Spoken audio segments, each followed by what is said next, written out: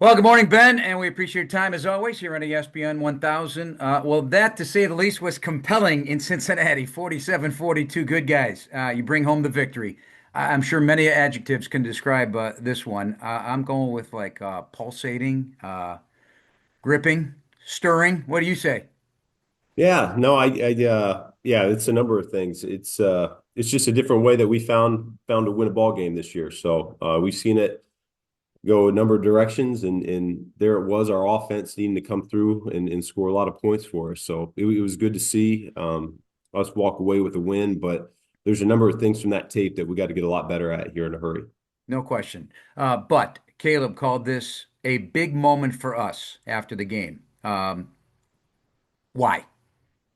Well, yeah, I think we knew going into that one that we needed to get on that plane. 5-3 for the season, 3-1 for the second quarter, and really 1-0 for the week. It was big just from that regard. Um, we felt like with the goals that we want to achieve here this year, that we needed to win that ball game. And so, as ugly as it might have been at times, like I said all along, we found a way, and we won't feel bad for that.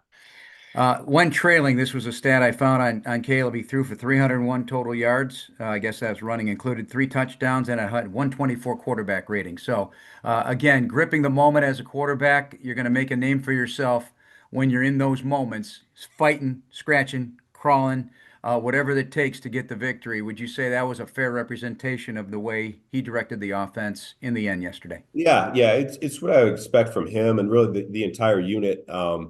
We go out there every time we take the field and we're looking to score points, and it doesn't matter if that's first quarter or fourth quarter. I do think there's something about this group that when called upon and a lot of lots at stake there at the end, I just feel like that they're really poised and they're ready for the moment. It's almost like they embrace it, and the best in them all comes out, and it's good to see because you want a group that's able to answer that call when needed, and for where we're going and the big games that are going to be had here both down the stretch and hopefully in the playoffs. There's we're gonna need that.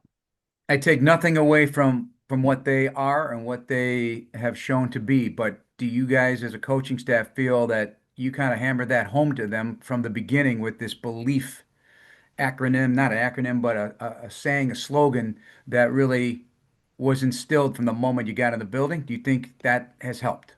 Well, we knew we needed to change the narrative about the Chicago Bears, and that narrative, whether you like it or not, was that in the fourth quarter we were going to find a way to screw things up. And I think so far this year through 8 games, we've found a way to win more often than we found a way to screw things up. So I'm proud of them for that. Now, where we got to turn the page and start changing things is um, there's been a few times where we don't need to make it this close, and I think they know that, and they're ready. They're ready to go ahead and let's tackle that next challenge. We took care of that first narrative, and now this next one, we gotta. It's all hands on deck, and we've had a few games so far this year that we've allowed the opponent to hang on for too long. So you can call it a killer instinct if you will, but that's really what we got to learn to develop now.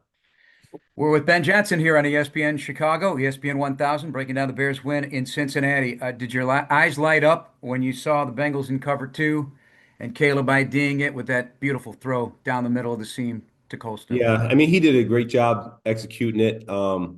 Like I said, end of half and end of the game, I felt like they were just one ahead of me in some of those coverages, some of the plays I was calling, and it took all the way until the end there to finally hit on one. So I thought Caleb did a great job.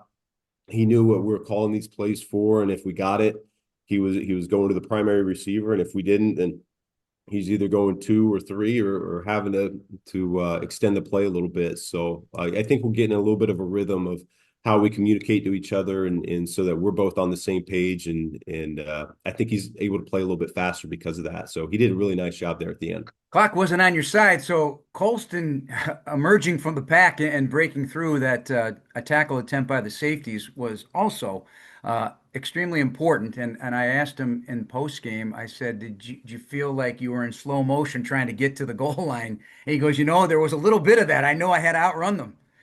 Yeah, he was flying though, and I think you just got a little glimpse of what he's capable of doing. And we got to get the ball in his hands just a little bit more than we have here first half of the season, and I think we'll continue to look for ways to do that. But was really proud of him. Wasn't surprised at all. I mean, that's who we thought we acquired when we drafted him, and he's been everything that we thought he was going to be and some. I think he's done even better in the run game than maybe most give him credit for. So. Especially with Cole being in and out a little bit of the lineup over the last few weeks, I think Colston's really come on for us. What did Caleb's 5 runs for 53 yards mean in the big picture? I think he got 5 first downs on those as well. Yeah, well, I mean, we've gone back and we've looked at the first 7 games, and we knew that he's really elite at breaking the pocket and looking down the field for some opportunities. We just haven't been able to connect, and there's been a number of reasons for that, and we're looking to clean those up. I thought we hit a couple more of those this week than what we had, but part of it too is understanding when we break the pocket, when we can go get it with our legs as well, because he is such a dynamic athlete. And so he capitalized on that yesterday, and he did it when we needed it the most too. So that was really encouraging to see, and hopefully something we can build on. Ben, I'm not calling them trick plays anymore or gadgets or anything like that. I got a new name for them, okay? Designer brands, okay? Mhm. Because they're a brand and they are designs that are meant to make something big happen. So will you allow me to call them designer brands, first of There you all? go. There you go. I Okay. like that. I All like right. that. So from your mind to your coach's minds to your meetings, from the lab to the big picture of actually executing them on the practice field, when is it brainstormed? How often is it practiced? Do some happen in training camp you don't rely on again until week 15? You're going to pull them out. I mean, how do these happen? I would say for the most part, they're a weekly basis for us because of something that we see on tape. Some of them do get carried over if we feel like they still apply, but yeah, I mean, we've got a handful of them. I mean, it could be anywhere from 3 to 5 to 8. It just kind of depends on the week. The situation plays a big part of it. The one with Cole that we ran early in the game, I just happened to see him on Thursday. It's routes on air. He called a ball down the field. He's running back, and he threw it to our equipment guy, and I was like, oh wow. And so I ended up drawing something on my script, and then we go from routes on air to screens and specials period. So I just held it up in front of the unit, and they ended up doing it, and we just took it and ran with it. But it was pretty cool. I mean, it's just something that you see. I mean, he's an extremely talented athlete to start with, but he's got a hose for an arm. We ran it full speed on Friday against our defense.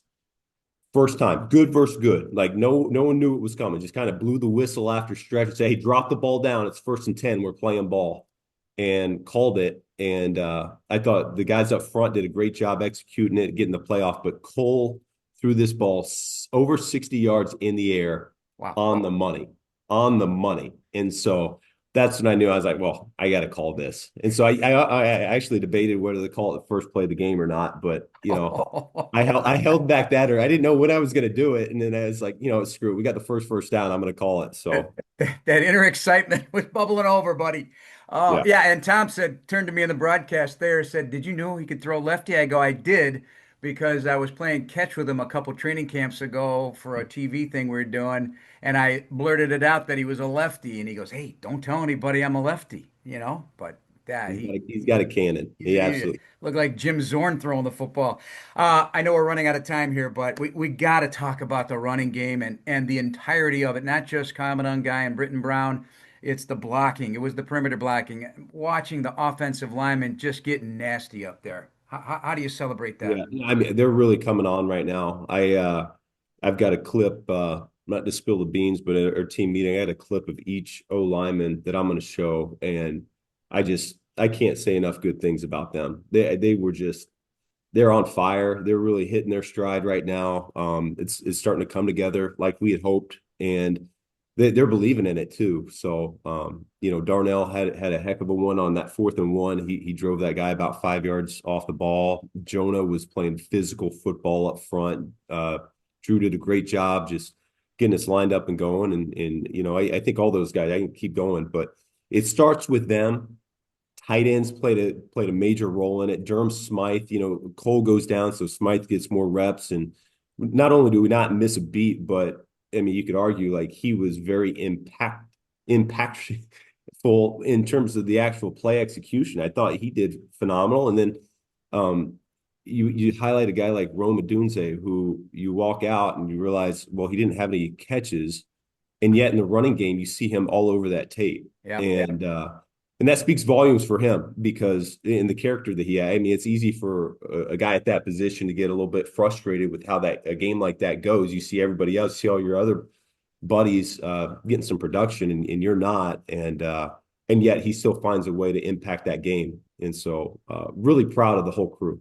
That's the definition of being a pro. All right, so the cleanup this week, obviously, attention on defense, attention on the details of special teams. Yeah, I think that's probably priority number one. We'll meet here as a staff here in a little bit, and we'll make sure. I think it's a collective effort. It's not just on one person, player, coach. It's everybody. We're all hands on deck. We got to get this thing fixed. Certainly myself included. I got to help the cause here because that was too much that we allowed to happen yesterday, and really our defense for the first 3.5 quarters against a really good offense. I think we only allowed 20 defensive points. So I thought they played pretty solid. Now we got to close the game better, simple as that. And really, I thought all three phases had opportunities to close that game out. We could have done it on offense in a 4-minute setting. Special teams, we got to recover the onside kicks, and the defense had a couple opportunities there to get a stop, and we just didn't come through as a team. But with that being said, still found a way to win that ball game. So we'll learn from this and we'll be better for it. All right, quick word on the Giants. Interesting team, Jackson Dart included. Yeah, I mean, I look at their roster and I see a lot of talented individuals. So I know they don't have the record that they wanted to have at this point of the season, but it's not something you shake a stick at. This group is uber talented. So we'll kind of have to dive into the film here and see why things have gone a certain way for them. But I know it's a really talented unit. All right, Ben, thanks and congratulations again. We'll talk to you later. Sounds good. Thanks, Jeff. That's Ben Johnson, Jeff Joniak on ESPN Chicago.